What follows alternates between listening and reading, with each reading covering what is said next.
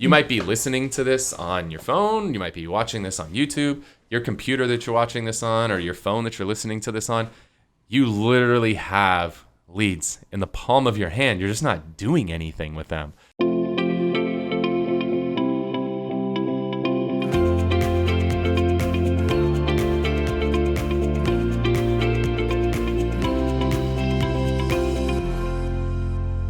Welcome to the Whissel Way Podcast. My name is Kyle Whissel with eXp Realty out of San Diego. My name is Bryan Koci. I like it. You didn't want to go deep today? No, you're just going to keep it simple. I like it. All right, guys. So the goal of the show here on the Whissel Way Podcast, we want to give you the tools and techniques that you need to go out there and succeed in business, whether that be real estate, mortgage, or any business. We want to give you the techniques and tools that are going to help you absolutely crush it and blow your competition out of the water. If you want to subscribe to the show or watch some videos, where we put this on podcast, we put this up on YouTube. So if you want to watch what we're doing in here, sometimes we might talk about some things, might be helpful to see them. Or you have questions that you want us to answer on the show, you can always go to thewhisselway.com. You can subscribe to the podcast, the YouTube channel, and join our Facebook group, The Whissel Way. And the format of the show is that we like to answer the questions that you guys have. So instead of guessing at what's important to you, we just ask you. And the way we do that is look in that Facebook group. And you guys ask questions, and here we are on the show, and we're going to answer them. So what are we answering today, Mr. Koci? So we get lots of questions, and we've gone really deep in the past. I want to start at step one. We've gone through, step 2 through a million. I want to start at step 1. I'm going to go deep on this one, though. Good. You better be ready. So before you do the follow-up, before you do the open houses, before you do all of this stuff, how do you get someone that is interested in buying or selling a house, as we commonly refer to them as a lead? How do you find them? How do you get them? Where do you find them? For sure. So there's a lot of ways to go with this. And a lot of times I like to look at things like a funnel. So we look at things that are top of funnel, meaning these are people that tend to have low intent, with things down at the bottom of the funnel having much higher intent. So you have more at the top than you do at the bottom. Correct. And your job is to bring them from the top and just like you would pouring water in a funnel, the goal is to bring it from the top to the bottom. Wow, that was a good analogy. I like that. Shut up, Kyle. So the way that this funnel works, if we think about the top of the funnel, like what is a way that we can get a lot of leads at a very low cost? Well, there's a few different ways that you can do that. You can do things like calling expired, canceled, for sale by owner listings. There's services out there that you could pay $50, $100 a month, and you're going to get dozens and dozens and dozens of leads for you to call. So the cost per lead tends to be extremely inexpensive. And I don't know if those are top of funnel people. Well, this is a different type of funnel. Okay. This isn't a pipeline. This is more of a funnel. Okay. And so when you're at that top of this particular funnel that I'm describing to you, there's a lot of these leads, and the cost is very low for these leads. The only problem is that the intent of these leads is not always the highest. The conversion rate of these leads is not always the highest. So not necessarily the intent to buy, but the intent to work with you. The intent, I think we should just cut it, but this is a podcast. You don't get to cut stuff. So you could. There. You could, but we're not going to, right? The goal here, and we teach this in video, is just keep going, even when you screw up. So the conversion rate is what I meant to say. So the cost is low. The quantity is high, but the conversion rate's extremely low. Okay. And it's tough. Calling expires is not for everybody. Getting on the phone and having to call 100, 200 people just to get 1 or 2 conversations in, and getting your ass kicked by a bunch of them. That's not the most fun thing, but there's some people that thrive off of it. They excel and they enjoy it. That would not be me. Yeah, not me either. But we got some people in the office that are here every day at like 7, 8 o'clock dialing those expired. So you can get those very inexpensive. There's services out there. We use Vulcan 7 for that data. There's Espresso Agent, Mojo. There's a lot of different services that can provide you that data. So very inexpensive, a few $100 a month. You could get hundreds of leads a month. But the conversion rate on those tends to be on the low side. So then you can work your way down the funnel a little bit. So next up we have social media leads. So generating leads on Facebook, very inexpensive. We're generating leads at a cost per lead somewhere in the $5 to $10 a lead range. $4 to $5. We're down $4 to $5 right now. Okay, Yeah. $4 to $5. Yeah, ask the guy who actually runs the ads, right? I mean, it depends on the leads. I mean, there's times where we get nothing for a $25 spend, but yeah. Okay, so we'll call it $5 a lead on average. Very inexpensive to generate those leads. But the thing with those leads is they never searched for real estate. You just pushed real estate in front of them. They saw a picture that grabbed their attention or a headline that grabbed their attention, clicked it, ultimately became a lead. So they don't have a whole lot of intent on purchasing. As a result, the conversion rate isn't the highest. But at least it's somebody who clicked, provided you their contact info. Those expireds, those FSBOs, they didn't provide you the contact info. You just found the info and went out there and went after it. And one other one that I would kind of attach up there with FSBO and expired, maybe even a little higher up the funnel, would be like door knocking, because those actually cost you nothing. Those just cost you some sweat equity.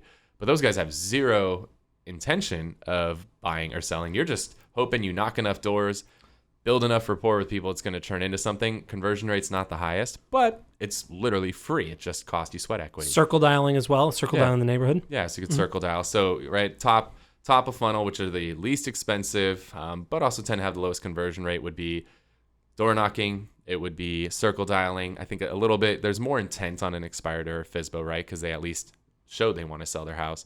Then we come down to social media leads, roughly $5 a lead. I don't know, might be cheaper in your area, might be a little bit more, but around that. Then we go down the funnel again, and now we go to pay-per-click leads. So this could be Google AdWords, this could be Bing, this could be Yahoo. And these are where you're running ads and you're paying money to rank for something like San Diego homes for sale. Now, our cost per lead on these is around $15 to $20 for these leads. And these are buyer leads? They typically are buyer leads. You can also run pay-per-click ads for seller leads. And what we found is when we're doing pay-per-click for seller leads, they're typically 2 to 3 times more expensive than the buyers. Mm-hmm. Yes. So the benefit here is the intent's a little bit higher because they actually went online and searched homes for sale in San Diego, homes for sale in Santee. So there's a little bit more intent there. As a result, the conversion rate goes up. So more money, but higher conversion rate. Then you go down the funnel. Next step, you're looking at the portal leads. So when we talk about portals, it's Zillow, Realtor, Trulia, Homes, some of those big sites like that. And now the conversion rate on those tends to be much higher, as does the cost. You're talking, depending on your market, anywhere $50, $100, $200. I've seen up to $400 a lead on some of these websites. And now some of them are going referral. Some are even going straight referral model. And so the benefit of these is now, first, these people not only just searched Google homes for sale, they actually went to a website. And then on that website, they found a particular home for sale and they inquired on that particular home. So the level of intent is much higher. They're much further down the funnel. As a result, they have a much higher conversion rate. So again, you're going to spend more money, but you're going to have a higher conversion rate. And then my favorite, what's the bottom of the funnel? What's the best lead? Oh, can I guess? Go for it. Is it Sphere? Yeah. There it is. Yeah, or more wholly your database. So those are my favorite types of leads because they don't really cost anything. Like you might be not anymore. Yeah, I mean, you might be listening to this on your phone. You might be watching this on YouTube. Your computer that you're watching this on, or your phone that you're listening to this on. You literally have leads in the palm of your hand. You're just not doing anything with them. So the cost per lead is nothing. And the conversion rate is going to be a lot higher because these are your friends. These are people that already know you, like you, and trust you. When you're calling that lead that came from Realtor.com, or you're calling that Google AdWords lead, or you're calling that expired, they don't necessarily know you. So the conversion rate's not going to be as high. Or like you or trust you. Yeah, but when you're talking to your friends that you talk to on a regular basis, like I'll be putting 3 deals in escrow this week, all with friends. Or past clients, right? People that I already know. These guys know me, like me, and they trust me.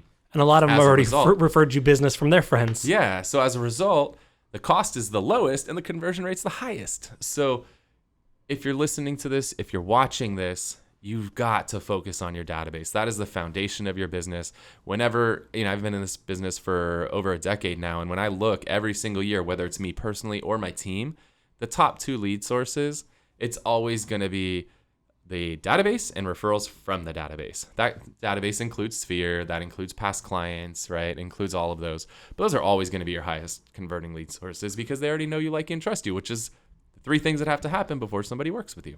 All right. So you have, right now, let me say I give you $1,000. I'm not really giving you $1,000. But if I gave you $1,000 to get sales, what would you do that with that $1,000? I would do two things. Okay. First, I would go database heavy. So I would get all my database. I would get it into a system. Hopefully you're with a brokerage that provides you a badass system. If you're not, call me. We'll get you into a brokerage that does provide a badass system. And a CRM you're talking about. So ideally, yeah. Boomtown, KV Core. A CRM would be, there are systems that are just purely a CRM, like a follow-up boss or a line desk. Yep. So a CRM versus a platform or a system are different. I just want to make sure we're clear on a couple that exist. So Excel, your phone book, Microsoft Office, those are not I'll take CRMs. that. I mean, it's better than nothing. I'll take it, right? Okay. But ideally, you have a full platform, like a Boomtown, like a KV Core, something along those lines, Commissions Inc. You want to have a system like that. So first thing, I would this costs nothing because broker's providing it. Take all of your database and put it into one of these systems. Organize it, categorize people, tag them, put some notes on who they are, how you know them, have you done transactions with them, get your database organized, and then I would throw an event. It doesn't have to be a lot of money. Just do a happy hour. Just invite all of your database out and just say, hey, this is an easy phone call to make. You're calling your database. If you call your database like, hey, what's new? Any thoughts of buying or selling? Like, that's probably not going to be a good phone call. No. But if you call your entire database and you're like, hey, what's up, man? I'm actually putting a happy hour together for my closest friends and family and my clients. I'd love for you to come out. It's going to be here. And just put a $500 spend down on that bar tab. Okay. And so just invite do you buy them all out. the first round? Do you buy drinks all night? What do you do? You just buy one drink because you don't want to be responsible for people getting wasted. So when they come, you just say, hey, come to the event. Come find me. I'll have a drink ticket for you. And now the beauty of that is they've got to come and talk to you. Cool. And then you hand them the drink ticket. You get your conversation and you see where it goes from there. So making sure your entire database knows you're in real estate, because there's people that don't, because some of you are what is referred to as a secret agent. James they don't Bond. even know you're in real estate. So make sure they all know you're in real estate. I'd spend half my money on that. Okay. And I'd spend the other half of my money on open house signs. Okay. Open house signs cost with the A-frame or the Diablo stake plus the sign. How much does that cost for one? Depending on how you order, $25-$30. Okay. Yeah, just depending on if you do wireframes or Diablo stakes or A-frames. Like, there's a lot of ways to do it, but let's call it $25-$30 a piece. Okay. I would invest $500 in that. Okay. Because it's an investment. It's not a one-time thing. And this is something you're going to get to use over and over and over and over again. So I love open houses, and I know I didn't include it in my funnel, but hey, it's okay. And what do you put on those open house signs? I'm a fan of less is more. Just say open house? Do not put your face on your open house signs. Okay. Here's a rule. When somebody's doing billboard advertising, they typically want to be 7 words or less on a billboard. Some of you guys want to put your face, which takes up half the bill or half of the open house sign. But and then you want to put... You've got so much room where we could put text right here. Yeah, you can put text over my forehead because I have a giant forehead. So less is more, right? If you put your face on there, now you're taking up valuable real estate. Like, a billboard can be like 40 feet wide and 20 feet tall. Yet you've got something that's 1.5 feet by 2 foot, and you want to put your face on it. Like, that's just silly to do. So don't put your face on there. Less is more. Put your brand name, put your name, and put an arrow that says open house. That's it. A lot of people want to put their phone numbers on there. They want to put their email addresses, their websites. The more you put on there, the less people are going to be able to actually see, right? A billboard that's 40 feet wide has 5 to 7 words on it. Yet you want to put 30 words on your tiny little sign and your freaking face on it. The thing is, these are opportunities to brand yourself. You want to do something that people are going to be able to see easily and read as they're driving by. Right? If they're not on their phone texting while they're driving, maybe they'll actually look at your sign and might remember your name, especially if they see it over and over and over and over again in the same neighborhood. But they can Google your name. They can't Google your face. True. So don't put your face on your signs. Probably, depending on what state or city, I don't know how it works, but probably you need your BRE or DRE number on there as well. It depends. Yeah. I mean, talk to whatever your state rules are. Like, you probably have some compliance stuff, so be compliant. Cool. Yeah, and I love open house signs because I get to use them over and over and over and over and over. I'm a huge fan of open house leads. Why? Because I get to meet them face to face. Like, when I'm chasing down internet leads, I've got to go through 20, 30, 40, 50, sometimes 100 to get one person to even meet with me. Well, I do an open house, and if I market it effectively, which I think we've done a podcast on this before, and we'll link that up in the show notes, I could do a good open house, and I could have 20 or 30 people come by in a matter of hours. Yep. So do I want to get 20 or 30 people by in a matter of hours, or do I want to have to follow up with 100 people to get one person to meet with me? So I love open houses. I get to meet people face to face. They can't run away from me. They can't hang up on me. They're not going to cuss me out, right? They might not like me. They might just cold shoulder me, but I'm not getting yelled at, right? People tend to get real tough when you're making those expired calls, and they cuss you out all over the place. That's not happening at an open house. I've never been cussed out at an open house. Good. Well, that's a good way to figure out how to get started with leads. I like the funnel. It's kind of a different type of funnel than what we've talked about in the past. So that threw me for a second. But I really like that second exercise where if you had $1,000. Cool. That's that. You want to lead us into our widget? Yeah. So one of the things we like to do on the show and wrap up every time is give you a little widget. We call it the Whissel Widget of the Week. And this is something that we're utilizing in our business to either create more time or create more income for us. We are all about time. Is something I personally obsess over. And money is something we tend to like a little bit too. So we always want to share a little something we're using in our business. Brian, what are you going to share with us today? So today, it doesn't save me time or money. So that's great. I wanted to go a little bit deeper. If you have a videographer and they're either watching or they're not, send this to them. But the thing that I chose really sheds some light on a lot of different situations. And what that is it's one of my new lights. So I got this on Black Friday. I got 2 of these lights. We're actually using it in the podcast studio now. If you are on YouTube, you'll be able to see it. I'm about to turn it on and off. But this is a really bright light. I got 2 of them. It's called the Clar Illumimax 300, something like that. So I got 2 of these lights and a couple modifiers, right for about $1,100. And what's really great about these is they're super bright. They're good. They're okay during the day, but they're great as light gets darker. And we used it in the podcast studio to see kind of just bouncing it off the wall to bring in more light. So if you're watching on YouTube, obviously the light is on now. Let me see if I can. That's with the light off, which it doesn't look all that good here. But when you look at it on the camera, it's a big, big difference. So having that light on or off has it just makes it a higher quality production. Could we use it for Rembrandt lighting? Yes. Yes? Okay, we should do that. Okay. All right, guys, my widget of the week. This is something that I think every realtor should invest in. And this is a service that connects to your Gmail and helps you remember things, because us realtors tend to forget things quite often. And when I say forget things, it could be I sent somebody an email and I forget to make sure they follow up. Make sure that if I send somebody a counter, that they actually got the counter and respond back to me. This service can allow me to send an email and say, if this person does not reply to my email, automatically remind me in an hour, remind me in 2 hours, remind me in a day, remind me in a week if they don't reply, which is awesome because especially let's say you're submitting an offer. Like if I submit an offer and I ask the agent to confirm receipt and they don't confirm receipt in 4 hours, I'm going to call that agent and say, hey man, just want to follow up, make sure you got the offer. All right. The last thing you want to do is submit an offer for your client and realize the agent never saw it. So you could use it for stuff like that. Another thing I love with this service is that when I get in a zone with emails, I love to just lock in and crush as many as I can. And I learned this when I was doing my test prep many years ago, is they tell you to just draw a line on like the right-hand quarter of the page.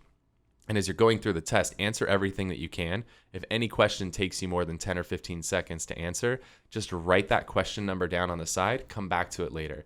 You've got to get in your zone. Just like when you're playing basketball, you get in a zone.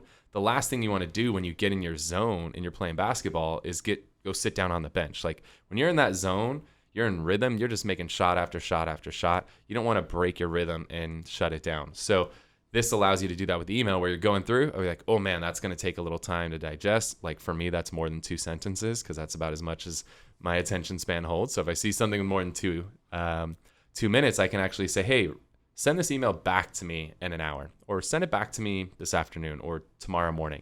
So the service that I use to do this is called Boomerang, and Boomerang connects directly to your Gmail account and is an absolute game changer. Excellent. So, and is it free? Does it cost There is a free version, and then there's paid versions as well. So just depending on how frequently you use it, it depends if you can get away with the free version or not. I cannot because I use it probably 30, 40 times a day. Yeah, and it's pretty inexpensive. I think it's a couple bucks a month, 4 or 5 It's at very most. reasonable. Yeah. So check it out, Boomerang for Gmail. All right, guys, that's going to bring us to the end of the show. Again, if you want to subscribe to the show, you can do that via thewhisselway.com. That'll connect you with both the podcast and the YouTube channel. And if you have questions that you want to have us answer here on the show, you can always do that on our Facebook group, which you will be connected to via thewhisselway.com. And if you guys are enjoying the show, give us a little thumbs up on YouTube, write a comment, let us know what your takeaways were, or if you're listening to the podcast, give us a little rating on there as well. That stuff really helps us out so that more people can learn about the Whissel Way Podcast. I want to thank you guys so much for tuning in. Hopefully you guys got some value out of the show. Brian? That's it. That's it. Adios. Thanks for tuning in. Wait. Before you leave, I want to share some more tips and tricks that we're using in our business to take it to that next level. Just click right here. And don't forget to subscribe. Click right here.